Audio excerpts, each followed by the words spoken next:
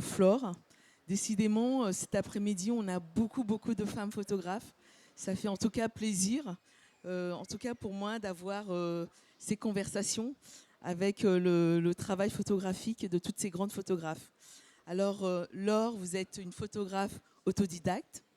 Euh, En parallèle de votre activité artistique, vous donnez des cours aussi de photographie. Euh, vous avez été lauréate du prix Nadar en 2020, du prix de l'Académie des Beaux-Arts de Marc Ladret de la Charrière en 2018, et aussi prix Photofolies en 98, et prix Swiss Life à quatre mains en 2020.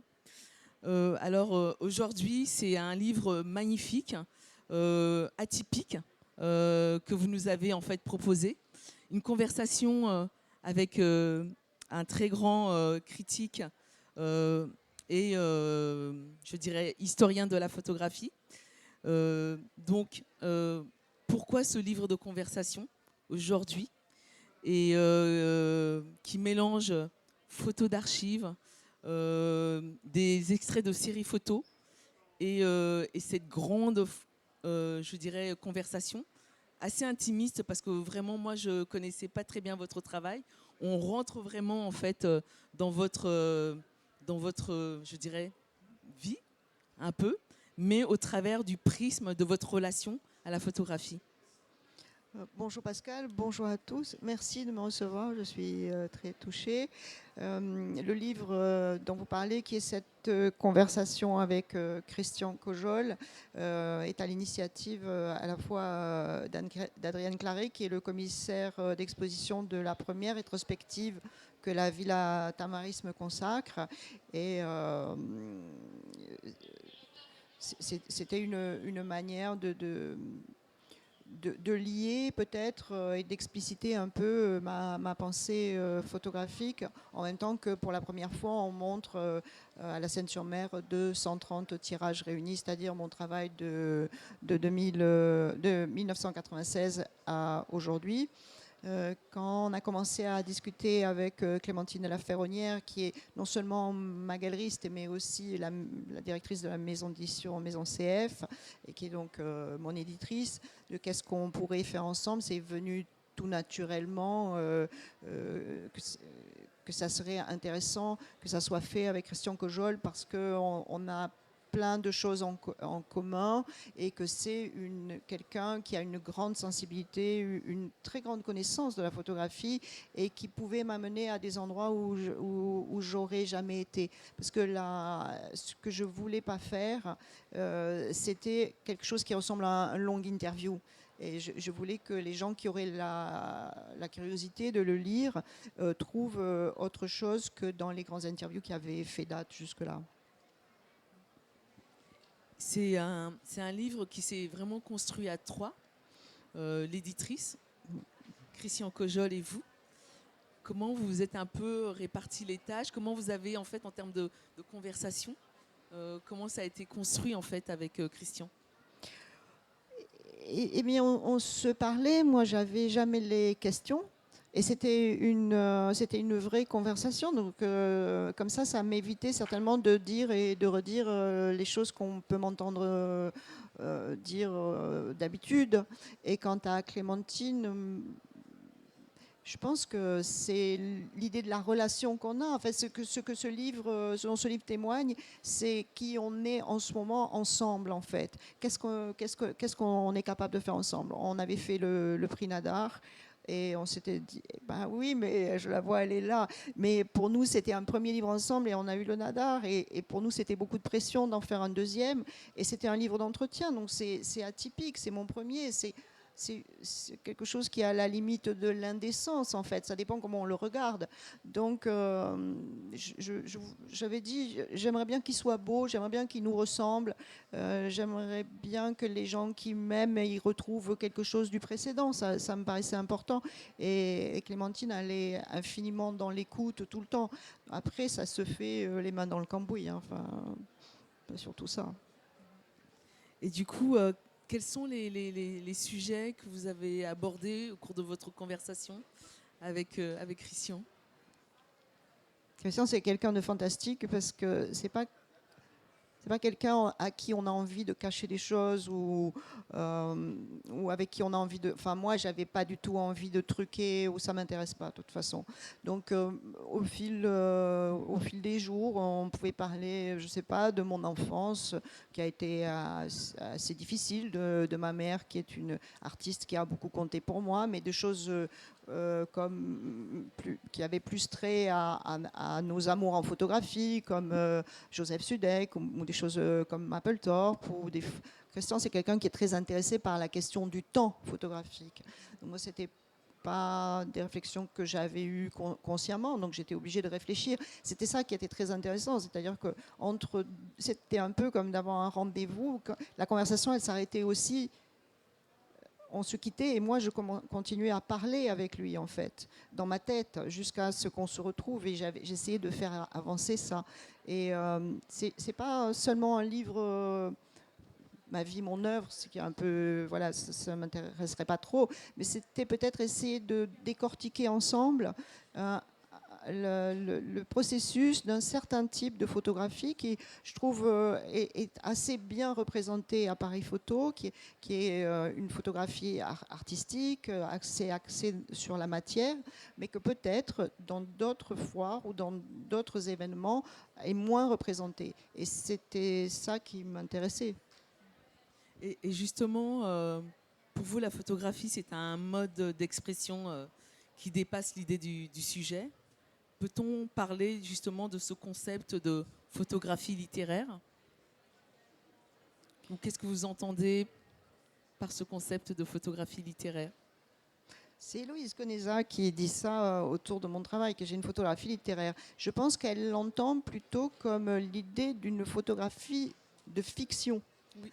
Je pense que c'est ça, et pas quelque chose qui aurait rapport avec le mot, avec les mots seulement, mais plus comment on peut utiliser ces médiums comme d'autres gens font du cinéma, c'est-à-dire de la fiction en fait.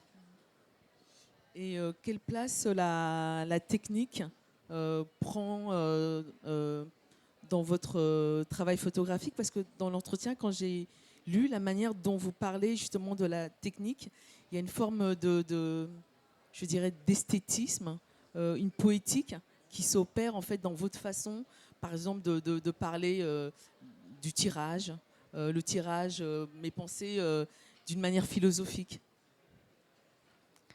Oui, c'est vrai que pour moi, la technique, mais pour beaucoup d'entre nous quand même, la technique, c'est un moyen et qui nous donne la liberté. C'est-à-dire, bon, je suis reconnue, je tire presque tout, en tous les cas, tout ce qui sort, qui est montré en galerie, sort de notre atelier. Donc je tire avec mon mari, qui est mon tireur pour tout ce qui est tirage pigmentaire. Mais après, depuis l'héliogravure jusqu'au tirage aux platines, jusqu'à l'argentique, j'ai un grand atelier et je tire tout. Et c'est parce que ça me permet d'abord de chercher beaucoup et ensuite d'essayer d'exprimer des émotions qui sont celles qui ont présidé à la prise de vue. J'essaie de comprendre qu'est-ce que j'ai photographié, pourquoi à ce moment-là je me suis arrêtée pour le faire et de quelle manière je vais pouvoir le restituer pour que le spectateur il ait accès à un moment donné à cette émotion. C'est ça qui m'intéresse en fait. Et toujours dans la conversation, il y a quelque chose qui m'a beaucoup très intéressée et qui m'a aussi permis de comprendre en fait aussi votre technicité de la photographie. Quand vous évoquez en fait vos références à la peinture, et aussi je voulais savoir quel rôle justement la peinture ou certains peintres ont joué en fait dans votre questionnement photographique. Je pense que du fait que ma mère, elle était peintre et graveur, c'était une artiste très complète. Elle a fait des bronzes. Enfin, voilà, j'ai grandi dans son atelier. Donc très clairement, pour moi, la photographie, elle est arrivée après la peinture dans mes connaissances. Mes premiers livres d'enfants, c'était ces livres de peinture. Donc c'est inscrit en moi de manière très profonde. Mais pour moi, il y a cet endroit de la photographie où la photographie peut être un art. Et en ce sens, à cet endroit-là, il n'y a pas de différence un médium l'autre. Et du coup, ce livre est un état des lieux de votre pratique photographique, qui questionne aussi un certain courant photographique expérimental, la photo d'art. Du coup, ce que j'ai vraiment trouvé intéressant, c'est que vous avez, en tout cas, vous avez mis les mots justement sur qu'est-ce que vous entendiez par la photo d'art. C'est un terme que j'aime pas tellement. Je vois pas qu'est-ce qu'on peut mettre à la place, mais ça me fait penser toujours comme photographe d'art. Je trouve que des fois on trouve ça dans les je sais pas, dans certaines petites villes, voilà, ça fait, ou comme tirage fine art, c'est un truc qui me trouble un peu. Pour moi, c'est juste qu'il y a un endroit de la photographie qui peut être un mode d'expression de soi. C'est cet endroit-là qui m'intéresse à titre personnel. Ça ne veut pas dire que je m'intéresse qu'à ce genre de photographie. Loin s'en faut. J'adore la photographie sous de multiples angles. Et c'est cet endroit où il nous permet de nous exprimer et où ou peut-être, en tous les cas, moi, si je n'avais pas ce médium, et je pense que je me reconnaissais dans ce que disait Laetitia Le Fur à l'instant, mais si on n'avait pas ce médium pour s'exprimer,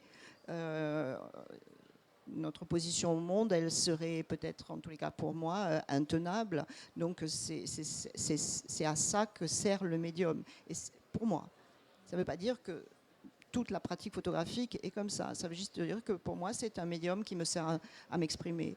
Et c'est comme ça, parce que je donne des masterclass, que vous disiez tout à l'heure, et c'est ça qu'on essaie de transmettre en masterclass, c'est un accompagnement de la photographie comme mode d'expression de soi, qui me paraît assez fondamental en fait.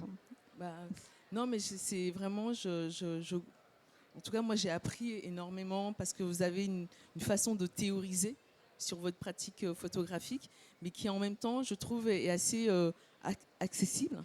Dans, je trouve avec une technicité qui est quand même qui est pas évidente.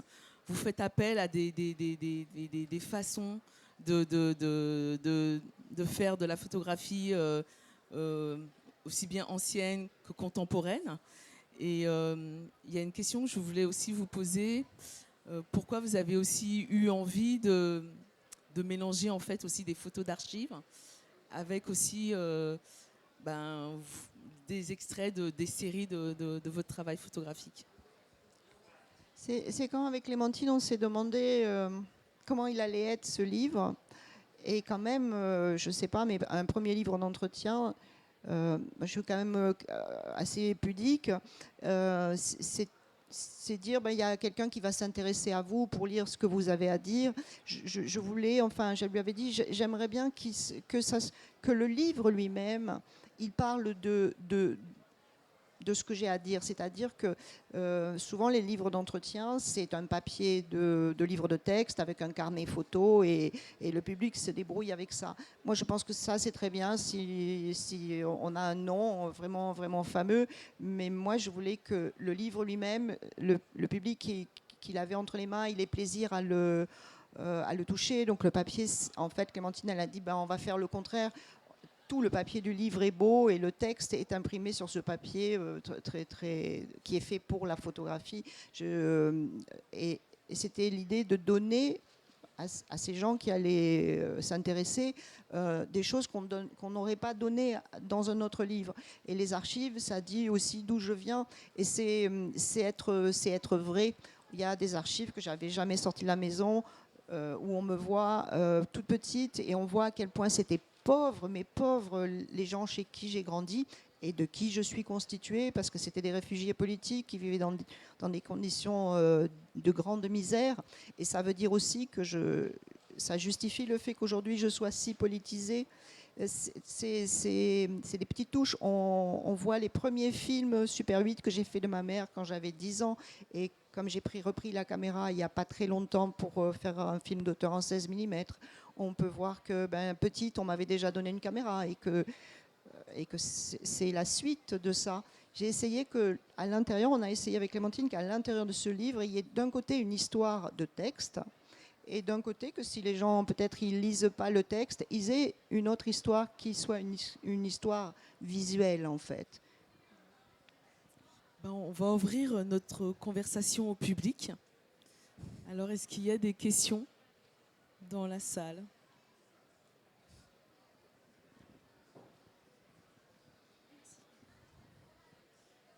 Bonjour. Bonjour. Dans les conversations, vous dites à un moment que la photographie est pour vous un moyen de mettre du réel, de la vérité à la place du réel.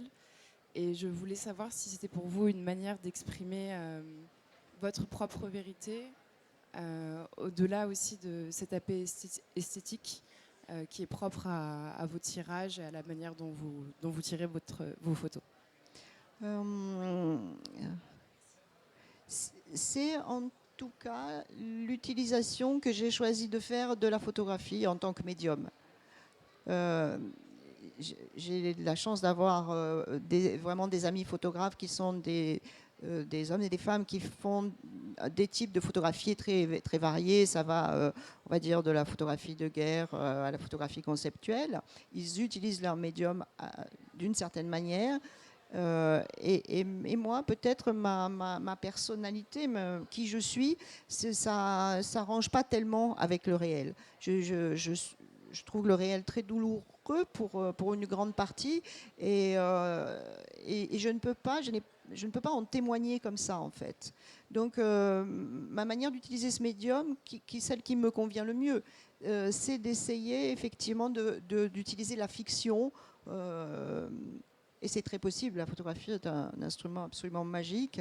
Et c'est créer des choses que les gens finissent par admettre comme étant vraies. C'est-à-dire, c'est pas moins important le ressenti que vous avez, qui serait le vrai, que le réel qui nous est proposé. C'est deux manières de voir les choses différentes.